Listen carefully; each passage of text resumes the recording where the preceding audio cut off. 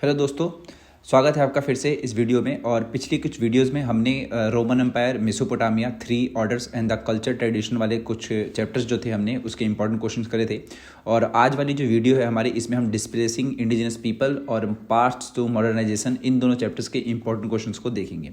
एक और बात, ये जो क्वेश्चंस हैं वो बुक के क्वेश्चंस हैं जो मैंने खुद ही सेलेक्ट किए हैं, जो कि आपके एग्जाम में आने के चांसेस बहुत ज़्यादा हैं। एक और बात ध्यान रखिएगा कि जब इन क्वेश्चन को मैं समझाऊंगा तो आप मेरी भाषा का ज़्यादा ध्यान दें, ठीक है, क्योंकि इसमें थोड़ी सी टफ लैंग्वेज लिखी हुई है, तो हो सकता है आपको ये समझ ना आए, ठीक है। तो चलिए इस क्वेश्चन को स्टार्ट करते हैं। पहला क्वेश्चन पूछा आपसे, comment on any point related to the difference between the southern and the northern American indigenous people. तो देखिए, अमेरिका में इंडिजिनस पीपल रहते थे, तो हमें बताना है कि जो साउदर्न वाला इलाका था और जो नॉर्दर्न इलाका था, इन दोनों में जो इंडिजिनस पीपल थे, इन दोनों में डिफरेंस क्या था। तो जो साउदर्न वाला जो इंडिजिनस पीपल लोग थे वो काफ़ी ज़्यादा एक तरीके से सेंट्रलाइज्ड थे और वो एग्रीकल्चर पर ध्यान देते थे और वो बेहतरीन तरीक़ों के इस्तेमाल करते अपनी खेती में। तो एक तरीके से समझ आता है कि वो जो थे काफ़ी थोड़े बहुत सिविलाइज तरीके से माने जाते हैं। लेकिन अगर हम बात करें नॉर्दर्न वाले इलाके की, तो जो नॉर्दर्न वाला इलाका था वो काफ़ी ज़्यादा डिसेंट्रलाइज था, यानी कि वो दूसरे काम करते थे, वो केवल एक ही चीज़ पर फोकस नहीं रहते थे बेसिकली, यानी कि वो घुमक्कड़ टाइप के लोग थे और यहाँ पर कोई भी मोनार्की शासन नहीं था। तो यही दोनों में मेजर डिफरेंस है। चलिए अगला क्वेश्चन आपका, what were the area settle bye European immigrant in other continent called, यानी कि यूरोपीय अप्रवासियों द्वारा अन्य महाद्वीपों में बसाए गए क्षेत्रों को क्या कहा जाता है। तो देखिए, जितने भी आपने कॉलोनीज सुनी होगी, कॉलोनीज का मतलब होता है जो देश गुलाम बनाए गए, वो किसने बनाए थे? यूरोपियंस ने ही बनाए थे, है ना। तो यहाँ पर सवाल क्या पूछा कि what were the area settle bye European immigrants in other continent called, तो उनको क्या बोला गया? कॉलोनीज ही बोला गया। यानी कि जैसे कि मान लीजिए जो आपका भारत है, वो भारत क्या था? वो यूरोपियंस की क्या थी? एक तरीके से अपनी एक कॉलोनी थी, यानी कि हम उनके गुलाम थे, है ना। तो ये क्या कहलाएगा? आपका एक कॉलोनी कहलाएगा। बाद में यही कॉलोनी जो थी वो स्वतंत्र हुई और इन्हीं को देश बनाया गया। अगले क्वेश्चन पे चलते हैं। अगला क्वेश्चन आपका कि after the 17th century which country expanded trade and establish colonies. तो 17वीं शताब्दी के बाद कौन कौन सी ऐसी कंट्री थी जिन्होंने व्यापार को बहुत ज़्यादा बड़े स्तर पर बढ़ावा दिया और अपनी जो कॉलोनीज थी उनको इस्टेब्लिश किया। तो मोस्टली जो यूरोप की कंट्री देखी जाती है, फॉरेंस हो गया, फॉरेंस बोल रहा मैं, फ्रांस हो गया, हॉलैंड हो गया। हॉलैंड आज के टाइम पर नीदरलैंड के देश को कहा जाता है। हॉलैंड मतलब बेसिकली मैप में आपको देखने को नहीं मिलेगा, तो हॉलैंड अभी नीदरलैंड है। और इंग्लैंड हो गया, और मान लीजिए स्पेन हो गया, पुर्तगाल हो गया। ये सब कुछ और भी देश हैं जिन लोगों ने क्या किया था, एशिया, अफ्रीका, अमेरिका, इन सब जगहों पर गए और इन लोगों ने अपनी अपनी यहाँ पर कॉलोनी को इस्टेब्लिश किया था। अगला क्वेश्चन है, what is meant by term settler. तो सेटलर किसको कहते हैं? तो देखिए, जो भी अलग अलग कॉलोनीज थी वहाँ पर जो भी लोग बाहर से आए उन्हीं को क्या बोला गया? सेटलर्स बोला गया। जैसे कि मान लीजिए साउथ अफ्रीका जो देश देखते हैं, इस साउथ अफ्रीका देश में किसका एक तरीके से ये कॉलोनी थी? डच लोगों की कॉलोनी थी। तो जो डच है वो क्या कहलाएंगे? सेटलर कहलाएंगे, क्योंकि वो यहाँ पर सेटल होने के लिए आए थे। ऐसे ही ऑस्ट्रेलिया, न्यूजीलैंड, अमेरिका में कौन से लोग थे? ब्रिटिश लोग थे। तो ब्रिटिश लोग क्या कहलाएंगे? यहाँ पर सेटलर कहलाएंगे। यानी कि जो जहाँ पर गया और जो अपने आप को वहाँ पर सेटल कर रहा है बेसिकली, या फिर मान लो जो उस कॉन्टिनेंट को या फिर उस देश को क्या बना रहा है? अपनी कॉलोनीज बना रहा है। तो जो बना रहा है वही क्या कहलाएगा? सेटलर कहलाएगा। यानी कि मान लीजिए आप भारत देखते हैं, इस भारत में कौन आए थे? ब्रिटिशर्स आए थे। तो ब्रिटिशर्स क्या कहलाएंगे भाई? सेटलर कहलाएंगे। ओके, चलिए अगला क्वेश्चन आपका। अगला क्वेश्चन है, what is the oldest human artefact found in the North America. तो नॉर्थ अमेरिका में सबसे पुरानी मानव निर्मित वस्तु कौन सी थी? तो एक क्या कहते हैं उसको, तीर की नोक थी जो कि 11,000 साल पुरानी थी। तो यही इसका आंसर है। यानी कि उत्तरी अमेरिका में सबसे पुरानी वस्तु एक पत्थर का औजार है। पत्थर का औजार बेसिकली यहाँ पर लिखा हुआ है, बट वो जो औजार था वही था तीर की नोक, जो कि 11,000 साल पुरानी थी। चलिए अगला क्वेश्चन आपका, mention the behaviour of the north American indigenous people. तो उत्तरी अमेरिका के मूल निवासियों के व्यवहार के बारे में हमें बताना है। तो देखिए, जो मूल निवासी जो लोग थे वो काफ़ी ज़्यादा फॉर्मल रिलेशन रखते थे। वो जो बाहर से लोग आए हैं उनके साथ सम्मान का बर्ताव रखते थे। उनको अपने यहाँ पर जो भी चीज़ें उनको मिल रही है वो उनको शेयर करते थे बेसिकली गिफ्ट के रूप में, ठीक है। और यही उनका एक तरीके से व्यवहार था। अगला क्वेश्चन है, mention item named after indigenous tribe. तो यानी कि हमें कुछ वस्तुओं के नाम बताने हैं जो मूल जनजातियों के नाम पर रखी गई थी। जैसे कि यहाँ पर एक जगह नाम है डकोटा। तो डकोटा जो नाम यहाँ पर आप देख रहे हैं वो क्या है? एक जनजाति का नाम है। और डकोटा के नाम पर क्या रखा गया भाई? एयरक्राफ्ट। ऐसे ही चिरोकी का मतलब होता है जीप, और एक है पेंटियाक जो कि होता है आपका कार, और एक है मोहॉक जो किसका मतलब होता है हेयर स्टाइल। और ऐसे करके अलग अलग ट्राइब्स के जो भी नाम थे ऐसे ही नाम रखे गए थे। तो ये कुछ एग्जाम्पल्स हैं तो एक या दो एग्जाम्पल आप याद रख लीजिएगा जो कि आपके MCQ में देखने को मिल सकते हैं। अगला क्वेश्चन है, imagine meeting in 1880 in California between 4 people, an African slave, a Chinese labourer and the German lured by the gold rush and the Hopi native describe their conversation. तो देखिए जो आपका अमेरिका था, इस अमेरिका में के कैलिफोर्निया वाले शहर में या फिर स्टेट में आप कह सकते हैं, यहाँ पर क्या था, गोल्ड रश था। ठीक है, तो यहाँ पर 4 अलग अलग तरीके के जो लोग थे वो आए थे। तो हमें उनकी बातचीत के बारे में अपने आप से बताना है कि वो कैसी बातें कर सकते हैं। तो देखिए अगर कोई अफ्रीकन स्लेव है, क्योंकि अफ्रीका के लोगों को यहाँ पर लेके आया जाता था क्योंकि यहाँ की जो जलवायु थी वो काफ़ी ज़्यादा गर्म थी, और गर्म इलाके में कौन रह पाएगा, केवल और केवल अफ्रीका के लोग रह पाते थे, क्योंकि बाकी लोग जो थे यूरोपियंस थे वो यहाँ पर नहीं रह पाते थे, क्योंकि यहाँ पर बहुत ही ज़्यादा गर्मी पड़ती थी। और जो आप अफ्रीका कॉन्टिनेंट देखते हैं वहाँ पर बहुत ज़्यादा गर्मी पहले से पड़ती थी, तो अफ्रीका के लोगों को इस चीज़ की आदत थी, तो वहीं के लोगों को यहाँ पर लाया गया। तो अफ्रीका स्लेव क्या कह रहा है कि I work plantation slavery ended in 1665 after the war brutal life. तो ये बस बता रहा है कि मैं प्लांटेशन साइट में काम करता हूँ, और जो स्लेवरी है यानी कि दास प्रथा है वो 65 के बाद जो है वो ख़त्म हुई थी, और हमारा जो जीवन है काफ़ी ज़्यादा ब्रूटल है, बेसिकली कठोर है। जो चाइनीज लेबरर है, चाइना के भी बहुत सारे जो लोग थे उनको यहाँ पर श्रमिक बना करके लाया जाता था, क्योंकि इनकी संख्या बहुत ज़्यादा थी चाइना में, और इसलिए यहाँ पर हमें कम पैसे में बढ़िया जो श्रमिक थे, बेसिकली लेबर जो थे वो मिल जाते थे। तो ये क्या कह रहा है कि कह रहा है built rail road for low pay during the gold rush hard labour, यानी कि ये क्या कह रहा है कि गोल्ड रश में कम वेतन पर रेल बनाई और बहुत ही ज़्यादा हमने कठिन श्रम किया। वही अगर हम जर्मन की बात करें तो ये लोग जो हैं जर्मन है बेसिकली, तो जर्मन किसी काम के लिए तो आया नहीं था, जर्मन किस लिए आया था, ये सोने के लिए आया था। तो यहाँ पर ये सोने के लिए आया, सोना मीन्स गोल्ड की यहाँ पर मैं बात कर रहा हूँ, और फिर इसने बहुत सारी संपत्ति वगैरह खरीदी, और ऐसे करके आप इसको बता सकते हैं। और अगर एक नेटिव की हम बात करें तो नेटिव कौन है, नेटिव वो लोग थे जो वहीं के मूल निवासी थे। इन लोगों ने जो भी गोरे लोग थे, गोरे लोग का मतलब जो यूरोप के लोग थे, वो लोग बाहर से आए, तो इन लोगों ने इसका व्यापार किया, बाद में इन्हीं लोगों को उन गोरे लोगों ने हटा दिया, उनकी ज़मीनें छीन ली। तो ऐसा एक मूल निवासी कह रहा है। खैर, तो ये जो 4 बातें हैं अपने अपने हिसाब से आप लिख सकते हैं। ठीक है, ये मैंने अपने हिसाब से बनाई है कि अगर 4 कोई अगर व्यक्ति आते हैं अलग अलग, African, Chinese, German and native, तो वो क्या क्या विचार रख सकते हैं इस चीज़ को लेकर के, वो यहाँ पे हमने बताया है। अगले क्वेश्चन पे चलते हैं। अगला क्वेश्चन है, what impact did contact between north American natives and a European have on each other, यानी कि उत्तरी अमेरिका के मूल निवासियों और यूरोपियों के संपर्क का एक दूसरे पर क्या प्रभाव पड़ा। तो देखिए जो नेटिव पीपल्स हैं और जो यूरोपियंस हैं, जब ये आपस में एक तरीके से जुड़े, यानी कि इन लोगों ने क्या किया, कॉन्टैक्ट बनाया, तो उसका इफेक्ट हमें देखना है कि क्या क्या इफेक्ट पड़ा। तो स्टार्टिंग में क्या हुआ कि जो भी यूरोपियन लोग थे वो इनको कंबल वगैरह दिया करते थे, कंबल जो कि यूरोप में बनते थे। अब इन कंबलों की वजह से क्या हुआ कि यहाँ पर अलग अलग बीमारी आई, जैसे कि चेचक नाम की बहुत बड़ी, चिकन पॉक्स आपने सुना होगा, तो चेचक नाम की यहाँ पर बीमारी आई, और इस बीमारी को जो जनजातियाँ थी वो समझ नहीं पाई, और बहुत सारी जनजातियाँ थी वो मर गई। ठीक है, साथ में ही जो नेटिव पीपल्स थे वो इन यूरोपियंस को बहुत सारी चीज़ें दिया करते थे, जैसे कि मान लीजिए कोई जानवर की खाल हो गई, या फिर मान लीजिए कोई भी बहुमूल्य वस्तु जिसका जो उनको प्रकृति से मिलती थी वो इनको देते थे। और बेसिकली यहाँ पर क्या किया कि व्यापार बढ़ाया गया, बहुत सारी बस्तियाँ बढ़ाई गई। तो इस तरीके से यूरोपीय लोग और मूल निवासियों के बीच के संबंध थे।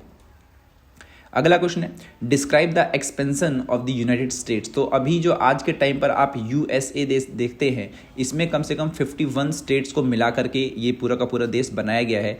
और 18th सेंचुरी के एंड में कम से कम इसमें जो स्टार्टिंग करी गई थी वो 13 राज्यों से शुरू हुई थी, और बाद में इसमें 50 तक, अभी तो 51 देश है टोटल के समय में टोटल। और अभी जो आप अगर आप इसमें मैप देखेंगे तो इस मैप में एक जगह तो लुइसियाना लिखा हुआ है, तो लुइसियाना जो था वो फ्रांस के पास था, उसको अमेरिका ने खरीदा। बाद में एक जगह है अलास्का, अगर आप मैप देखेंगे वर्ल्ड का तो उसमें आपको अलास्का देखने को मिल जाएगा, ये रूस के पास था, वो भी अमेरिका ने खरीदा। और जो मैक्सिको को देखते हैं आप, मैक्सिको भी एक देश है, अमेरिका के ठीक नीचे पड़ता है, तो वहाँ पर रेगिस्तान है, उसको भी अमेरिका ने अपने कब्जे में कर लिया। खैर, ऐसे करके उसने पूरे के पूरे हिस्से को अपने अपने कब्जे में किया था, बस इन जगहों को खरीदा था। और फिलहाल अभी के टाइम पर यूएसए नामक जो देश आप देखते हैं उसमें 51 राज्य हैं।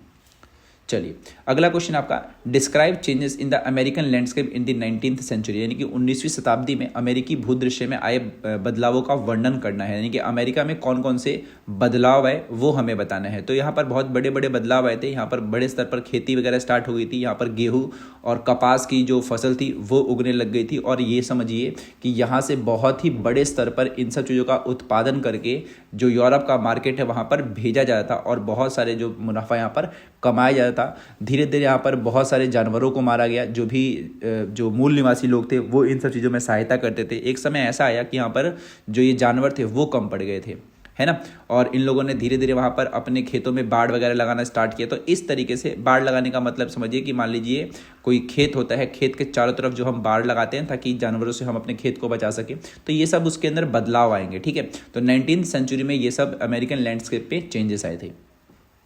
12वां क्वेश्चन है, right a note on slavery in the North America. देखिए जो नॉर्थ अमेरिका आप देखते हैं यानी कि उत्तरी अमेरिका, अमेरिका बेसिकली 2 कॉन्टिनेंट है, एक नॉर्थ अमेरिका है, एक साउथ अमेरिका है। नॉर्थ अमेरिका में ही यूएसए नामक देश यानी कि यूनाइटेड स्टेट्स ऑफ अमेरिका एक अलग देश है, और जो साउथ अमेरिका है उसमें अलग अलग देश हैं। जैसे कि आपने मेसी का नाम सुना होगा, वो साउथ अमेरिका कॉन्टिनेंट के किसी एक देश में रहता है। अर्जेंटीना आपने सुना होगा, ब्राज़ील सुना होगा, वो साउथ अमेरिका की कंट्री हैं। ऐसे ही नॉर्थ अमेरिका में देश पड़ते हैं कनाडा, मैक्सिको, यूएसए। तो अब हम बात करते हैं कि पूरे के पूरे नॉर्थ अमेरिका में जो स्लेवरी था वो कैसा था। स्लेवरी का मतलब दास प्रथा।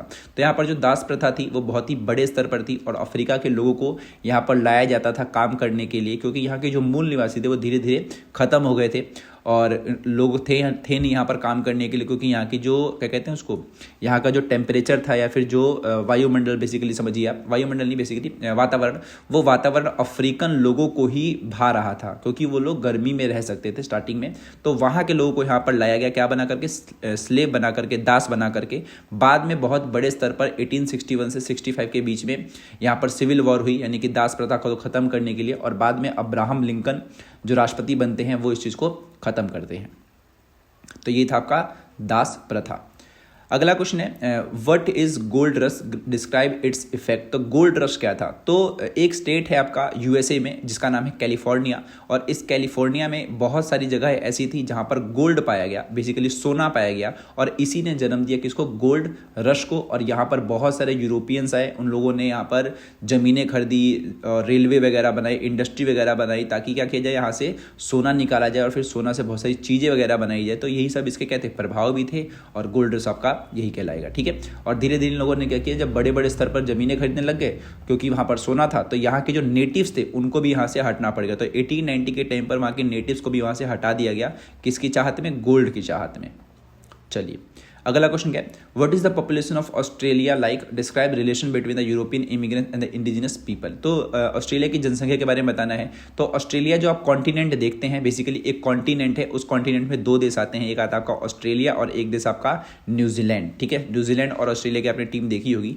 और ऑस्ट्रेलिया एक बहुत बड़ा एक तरीके से महाद्वीप है, और उस महाद्वीप में ही सबसे बड़ा देश कौन सा है, ऑस्ट्रेलिया है। और ये जो यहाँ की जनसंख्या है वो काफ़ी ज़्यादा स्पर्स है। स्पर्स का मतलब होता है विरल, विरल का मतलब होता है जहाँ पर लोग अलग अलग जगहों पर, दूर दूर जगहों पर रहते हैं। और मोस्टली जो यहाँ पर लोग रहते हैं वो कोस्टल वाले इलाके में रहते हैं। कोस्टल मतलब जो तटीय इलाके हैं जहाँ पर समुद्र है वहाँ पर रहते हैं। और स्टार्टिंग में जब यहाँ पर यूरोपियंस आए तो इनके साथ काफ़ी ज़्यादा फ्रेंडली रवैया रहा यहाँ के नेटिव लोगों का। और ब्रिटिशर्स क्या करते थे, बहुत सारे लोगों को यहाँ पर जेल में, मतलब यहाँ पर जेल वगैरह बनाई गई थी, तो यहाँ पर बहुत सारे लोगों को ला करके यहाँ पर जेलों में रखा जाता था। बाद में जब ये लोग यहाँ से निकले तो इन लोगों ने क्या किया कि ऑस्ट्रेलिया के जो नेटिव्स थे ना उनको ही यहाँ से हटा दिया, और यहाँ पर ज़मीनें वगैरह खरीदी, ज़मीनों पर खेती करने लगे, और वो यहाँ पर बस गए। और इस तरीके से ऑस्ट्रेलिया की जनसंख्या धीरे धीरे चेंज होने लगी।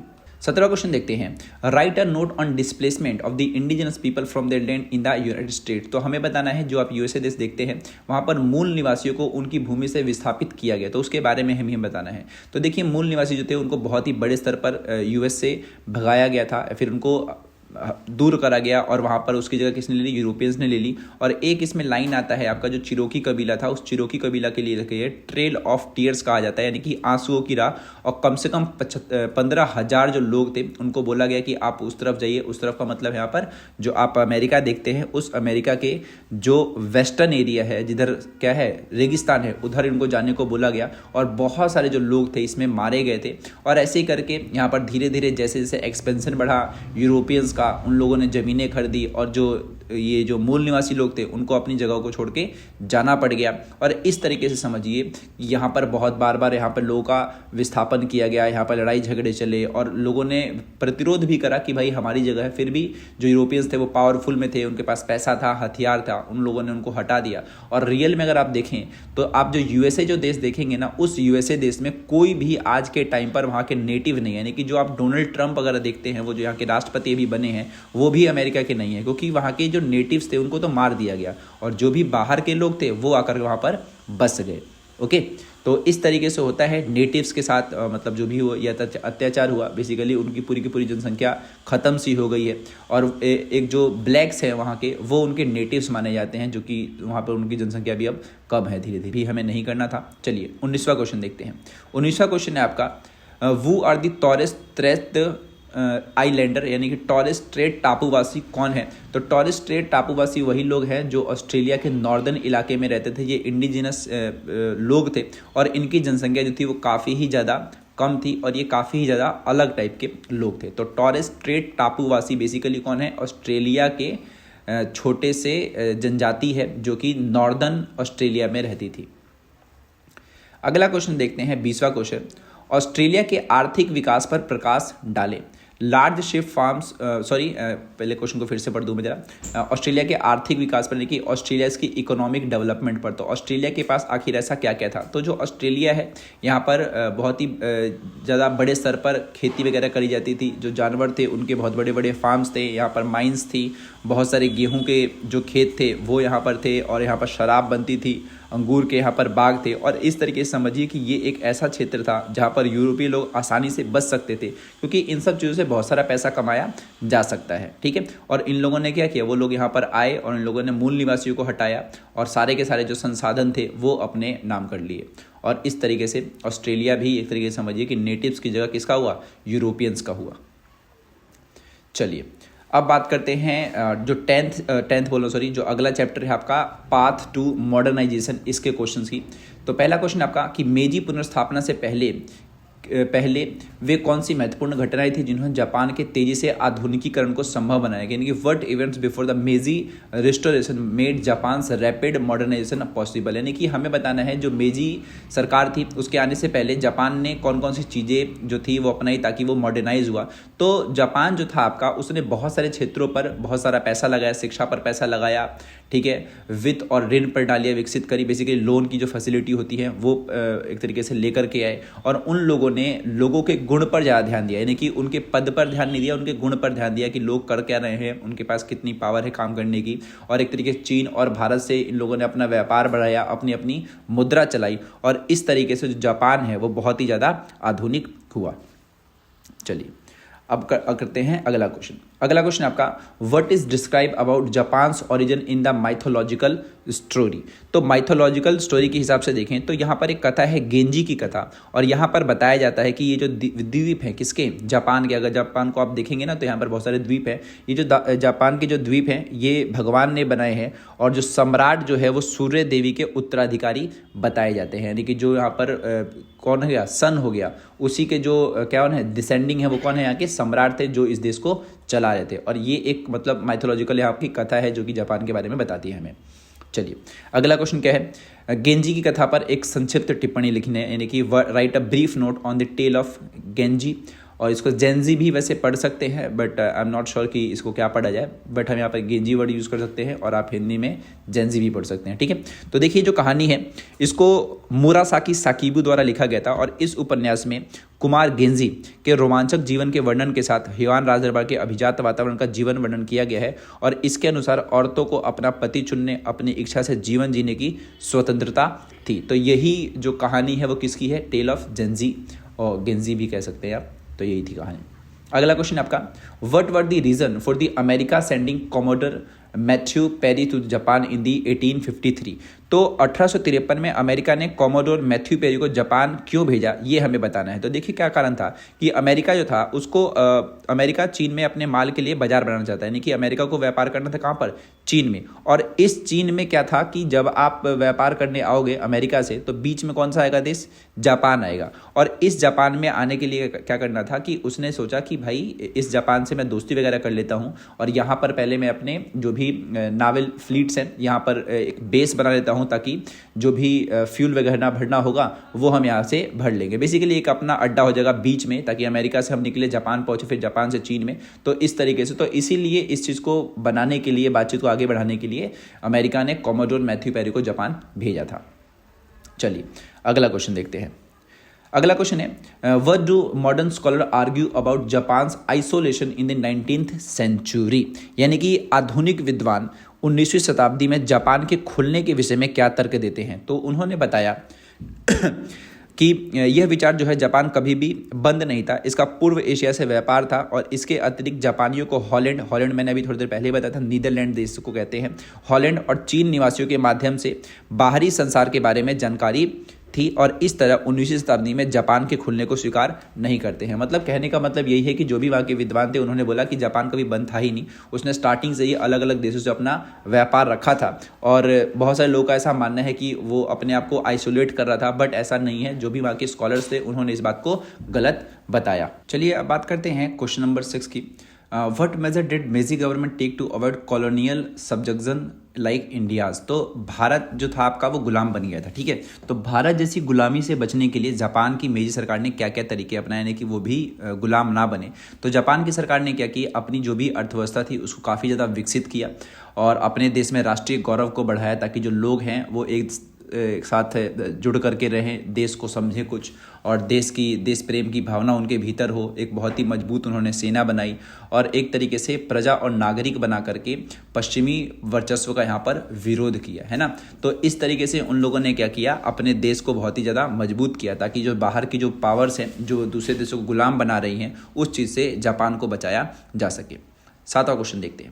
7वां क्वेश्चन है, how was population pressure mitigated during the Meiji's era. तो मेजी काल में जनसंख्या के दबाव को किस प्रकार से कम किया गया।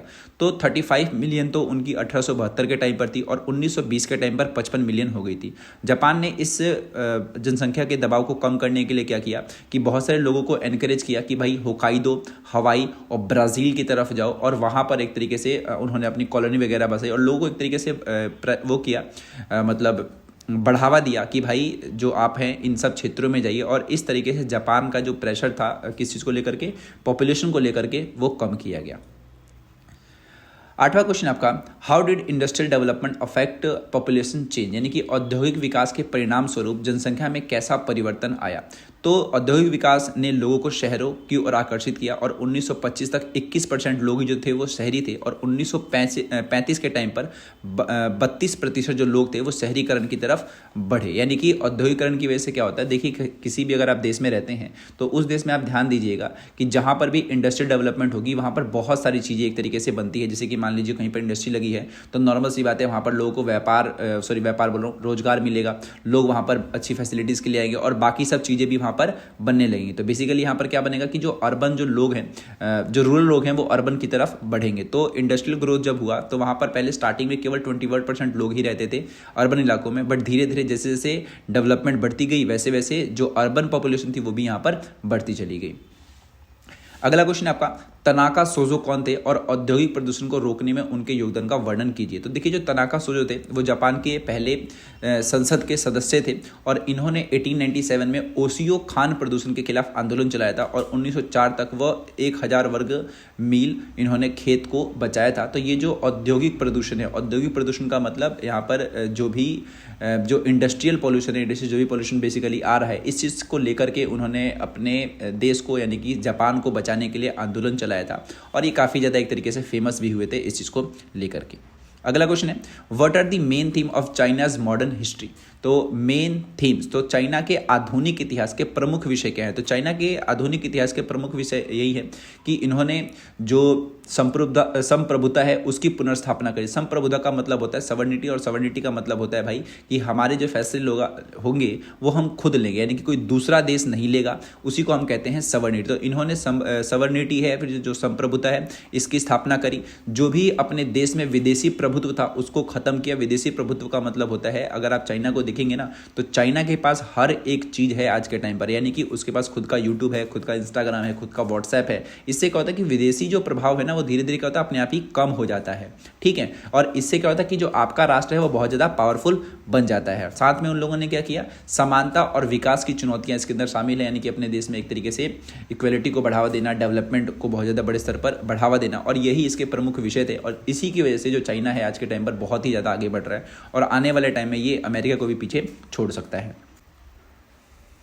अगला क्वेश्चन देखते हैं, mention two crisis facing rural China between 1945 and 1949, यानी कि 1945 से 1949 के मध्य में जो ग्रामीण जनता थी चीन की, उसके सामने कौन कौन से जो संकट थे वो मौजूद थे। तो यहाँ पर बहुत ही बड़े स्तर पर पर्यावरण संकट था, यानी कि यहाँ की जो भूमि थी वो बहुत ही ज़्यादा बंजर हो गई थी। बेसिकली यहाँ पर खेती करना बहुत ज़्यादा मुश्किल था हो गया था। वनों की कटाई बड़े स्तर पर हो रही थी। यहाँ पर बाढ़ बार बार आ रहे थे और यहाँ पर सामाजिक आर्थिक संकट भी बहुत बड़े स्तर पर था। सामाजिक आर्थिक संकट में जमींदारी उत्पीड़न आ जाएगा, यानी कि इसमें बड़े बड़े ज़मीनों पर लोग जो थे, जो अमीर लोग थे, वो बेसिकली गरीब जनता को एक तरीके से ज़बरदस्ती काम करवाते थे, कम पैसे देना, उनको गुलामों की तरह रखना। यहाँ पर बहुत सारे अकाल पड़ते थे और इस तरीके से इनके पास जो टेक्नोलॉजी थी वो भी बहुत बढ़िया नहीं थी। और इस तरीके से समझिए कि 1945 से लेकर के जो 49 तक का जो पीरियड चला था वो चाइना में बहुत ही बड़े स्तर के संकटों को लेकर के आया था।